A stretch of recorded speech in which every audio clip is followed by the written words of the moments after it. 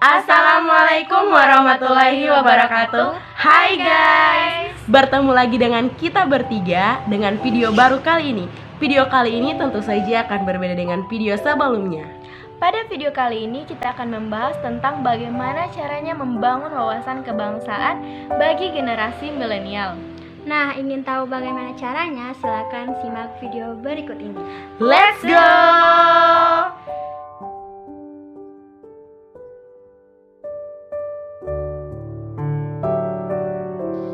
Perkembangan dunia saat ini begitu pesat, diiringi perkembangan teknologi dan informasi yang terus bergerak dengan cepat yang dapat mempengaruhi pola pikir manusia, bahkan gaya hidup dalam kehidupan manusia sehari-hari.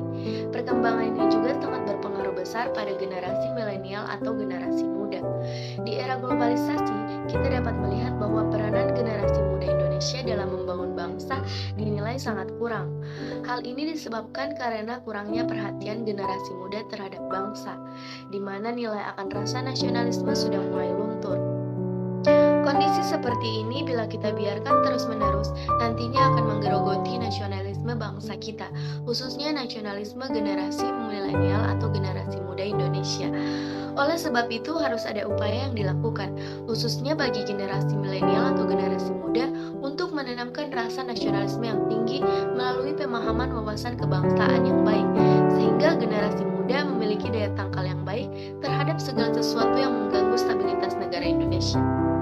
Istilah wawasan kebangsaan terdiri dari dua suku kata, yaitu wawasan dan kebangsaan. Dalam Kamus Besar Bahasa Indonesia tahun 2002 dapat diartikan bahwa secara etimologis istilah wawasan berarti hasil mewawas, tinjauan, pandangan, dan juga dapat berarti sebagai konsepsi cara pandang.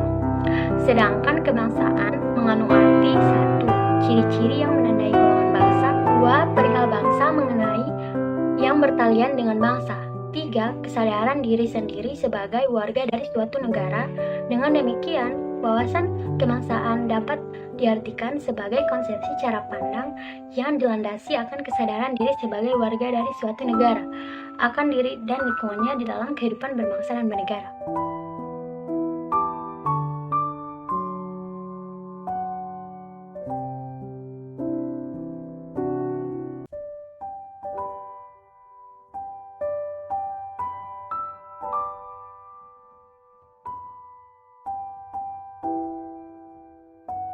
Generasi muda atau generasi milenial merupakan sumber daya manusia yang potensial di masa yang akan datang. Generasi muda merupakan potensi bangsa yang diharapkan dapat memberikan prestasi dan sumbangan nyata bagi pembangunan bangsa dan negara. Bila pemahaman wawasan kebangsaan meningkat, maka keutuhan persatuan dan kesatuan NKRI akan kuat karena secara sadar muncul semangat atau dorongan hati yang kuat untuk cinta tanah air, membela dan menjaga keutuhan negara kesatuan Republik Indonesia.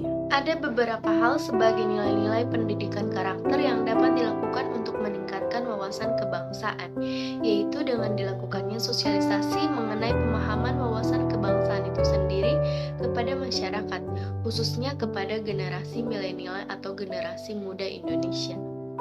Di sini kita mengenalkan bahwa wawasan kebangsaan merupakan bagian dari Nation and Character Building. Secara teknis terdapat 4 macam pendekatan mengenai sosialisasi tersebut, yaitu sebagai berikut.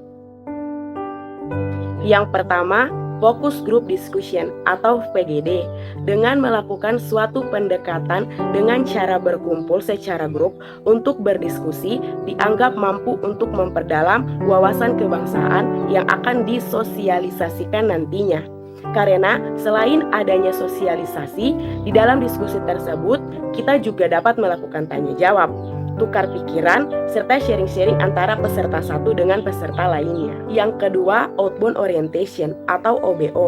Melalui pendekatan ini, dipercaya dapat memberikan efek kekeluargaan yang sangat erat.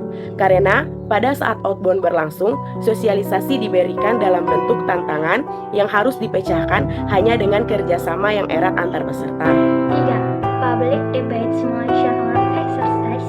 Pendekatan ini memberikan perspektif baru dan segar dalam berbagai sudut pandang, sehingga sudah pasti dapat memberikan kita suatu gambaran luas mengenai wawasan kebangsaan. 4. Seminar.